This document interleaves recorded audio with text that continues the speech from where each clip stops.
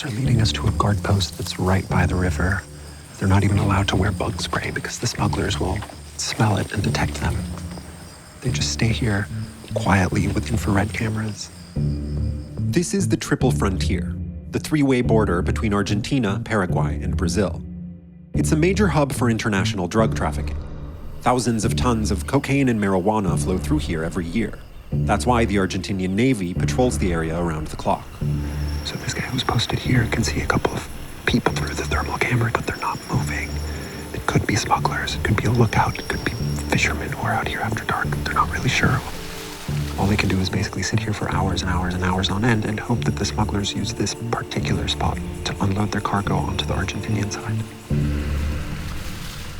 But for all they try, they don't usually catch any smugglers. That's because the authorities here are at a serious disadvantage. Unlike criminals, they have to respect international borders.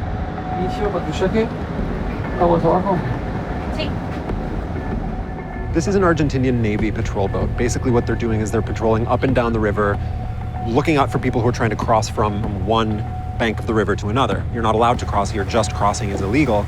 The thing is, if they do see someone that's prepared to cross, they can't do anything about it because in order to do that, they'd have to cross into another country's territory. What that means is that no one country can control a place where three countries meet. So it becomes a sort of lawless no man's land, easily exploited by traffickers. ¿Cuál es el modus operandi usualmente de las personas que trafican ilegalmente? Es el cruce de mercaderías en embarcaciones de poco porte, efectúan el cruce dejando la mercadería en la costa, donde le esperan personas, que se denominan los cargueros, que con esa mercadería buscan ganar la espesura, buscan ganar el monte para perderse. The Triple Frontier was once little more than a backwater, but it's now one of the most important places in the world when it comes to the drug trade. The region is controlled by criminal groups from Brazil, which use Paraguay to produce and transport huge amounts of drugs back into Brazil and Argentina, where they then travel to markets far beyond. These new trafficking routes account for an important shift in the international flow of drugs. Brazil used to be merely a consumer of narcotics, but powerful gangs with tens of thousands of members have turned it into a major exporter. In the last year alone, authorities on the Triple Frontier seized more than 150 tons of cocaine and marijuana, and that's just a tiny fraction of what flows through the region. This is a checkpoint run by the Argentinian Border Police. It's one of very few controls like this you're going to find anywhere in the Triple Frontier region. Even still, the smugglers find ways around. For one thing, they're not stopping any trucks with Argentinian plates like this one. When they do manage to seize shipments, the drugs completely overwhelm the legal system, to the point that they run out of places to put them. En total, digamos, entre el depósito y este hay aproximadamente 9.000 kilos de marihuana. 9.000 kilos de marihuana aquí, solo aquí. Sí. Es un espacio húmedo, ¿no? Es un espacio húmedo, digamos, y está, bueno, colapsado, digamos, por la cantidad de marihuana vieja por ahí también, que claro. El proceso para la quema lleva, digamos, su trámite administrativo y por ahí se dilata mucho. O sea, hay más droga siendo traficada que el sistema es capaz de procesar. Se podría decir que sí. One recent seizure was so large, close to 4 tons, that the border police had to repurpose a semi to store it. Este térmico cayó con un total de 12.000, si no mal recuerdo, 12.000 y algo de kilos. Bueno, este procedimiento es el más grande que tuvimos del año. ¿Qué más es lo que tenemos aquí? Este es un horno industrial, son 54 kilos que se incautaron en este procedimiento. Un horno industrial. Sí. Es una manera de encubrimiento para poder ellos enviar claro. la mercadería ilegal. Por ejemplo, acá es la heladera. O sea, neveras, estufas, muebles. ¿Han logrado enterarse de qué organización es responsable de mover todo este peso? No. Y se abrió una causa judicial para seguir investigando, digamos, la organización. Claro. Lo que nosotros buscamos es desbaratar la organización, no solamente la marihuana. The key to understanding the lawlessness of the Triple Frontier lies in Paraguay. Even by Latin American standards, Paraguay is a profoundly unequal and corrupt country. Going back to a military dictatorship that governed for 35 years, its tiny ruling class has a history of involvement with drug trafficking and money laundering. Globalization opened the country's borders to international free trade in the 90s. and to its dark underbelly, transnational organized crime. Today, powerful gangs from Brazil operate freely across the border in Paraguay. The biggest of them, the First Command of the Capital, or PCC, effectively controls the border city of Pedro Juan Caballero. Very few people there are willing to stand up to the gangs. One of them is Cândido Figueiredo, an investigative reporter who's been on the drug beat for over 2 decades. Figueiredo lives under 24-hour protection from a heavily armed police detail. Buenos días. Buenas. ¿Señor Figueiredo? Sí está. Sí, él nos está esperando. ¿No los avisa usted? ¿Vino con él? ¿Perdón? ¿Combinó con él? Sí. Ustedes son Periodistas. periodistas. Sí, de Estados Unidos. ¿Tiene su carnet? Em, Para mirar. Tranquilo, hermano. Adelante. Gracias. claro. A mí me trajeron 2 veces la casa acá, ¿verdad? Y estas puertas no cambié justamente por dejar un recuerdo, ¿verdad? Tengo los agujeros de bala aquí, tengo aquí. La bala atravesó y se incrustó en este libro. Ahí se ve. Entonces este libro recibió el impacto y quedó el plomo allí. Es de un calibre 9 milímetros. Yo nunca había portado arma, nunca había disparado un arma, pero tuve que hacerlo y tuve que enseñarle a mi señora también a manejar un arma. Esto es como un búnker. Y necesariamente es eso, por la situación, ¿verdad? Si te tocara resumir la problemática de acá, de esta zona fronteriza, ¿cómo la resumirías? Una liberación total para el narcotráfico. Una corrupción imperante, político mezclándose, codeándose con narcotraficantes, por el cual tienen la facilidad de operar en esta zona fronteriza. Traffickers use the city to funnel cocaine from Colombia, Peru, and Bolivia, as well as marijuana grown inside of Paraguay, into Brazil. The cocaine is then shipped to Africa, and from there travels overland to the multi-billion-dollar European market. That means that Pedro Juan Caballero, which on the surface seems like a sleepy provincial city, hides a more sinister reality. Que el año pasado tuvimos 140 hechos de asesinatos en esta zona. Entonces, en porcentaje, en relación a la cantidad de habitantes, este es uno de los lugares más violentos del mundo. Então aí, 2 por exemplo, não é brincadeira, tá ligado? Fazer na cova, vamos morrer e já era. The PCC rules the borderlands through a combination of political corruption and terror. Nós vamos matar tudo, entendeu? Esse daqui vai ao recado, entendeu? Much of their recruiting happens in prisons. In the most recent display of just how much power they have, the gang pulled off a spectacular prison break involving dozens of inmates.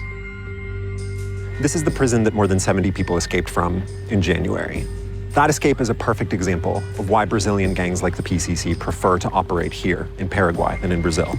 Basically, the institutions here are so weak and so corruptible that the PCC was able to control an entire wing of the prison. That's why they were able to spend weeks digging a tunnel, and more than 70 of them were able to just walk out. As Minister of Justice, Cecilia Pérez runs Paraguay's prison system and was in charge of getting to the bottom of the prison break. How is it possible for more than 70 people to escape from a prison? Por la corrupción del personal. De hecho, que nosotros habíamos advertido que había un monto de dinero que se estaba ofreciendo para un plan de rescate. How deep is the corruption problem in the prisons? Podríamos hablar de un 80-20. O sea, yo diría que 20% del personal es limpio. 20% es limpio. O sea, la gran mayoría no es limpio. En alguna medida.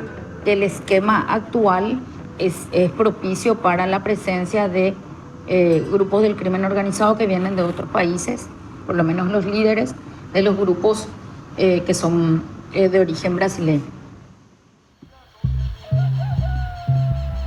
Since Paraguay can't control what happens in its prisons or what crosses its borders, it sends its military and police on labor-intensive missions like this one, to find marijuana plantations and cut down the plants one by one.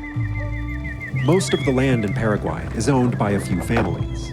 They own so much land that people can sneak onto it and plant enormous expanses of weed.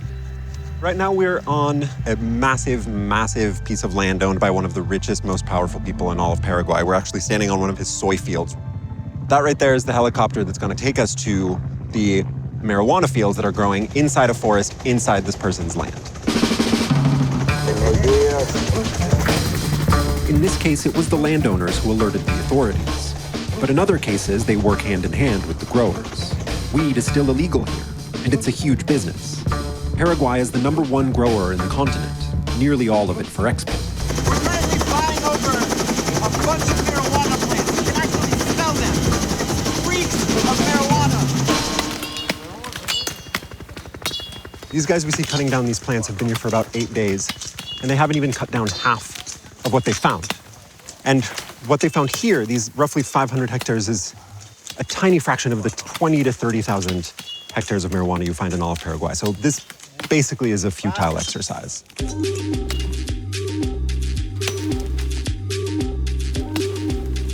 En una parcela de estas, en una hectárea, Sí. ¿qué dinero produce eso? ¿Eso cuánto cuesta? Una hectárea de marihuana produce aproximadamente 3.000 kilos de la misma, al sobrepasar los límites de frontera. Se habla de un número cerca de los $1.200 inclusive.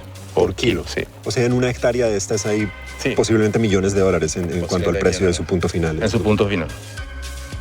¿Y cuál es ese destino final principalmente? Cerca del 70-80% va destinado al país vecino de Brasil.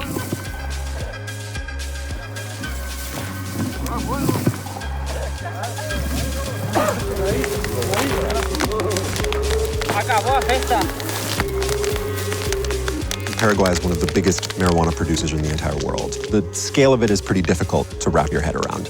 Each one of these roughly soccer field-sized parcels of marijuana plants grows about $1.5 million worth of marijuana in the market in Sao Paulo, which is where the vast majority of this is going, Brazil anyway. That's why this happens here. It's because it's Brazilian criminal organizations, Brazilian gangs that are using Paraguayan territory as a giant grow house. Those criminal groups are headquartered nearly 1,000 miles away, in Brazil's biggest cities. It's here, in places like the favelas of Rio, that they evolved from local prison gangs into sophisticated transnational organizations capable of managing multiple businesses across borders. Vende maconha, pó, lança perfume, balinha, loló. ¿Y de dónde vienen principalmente?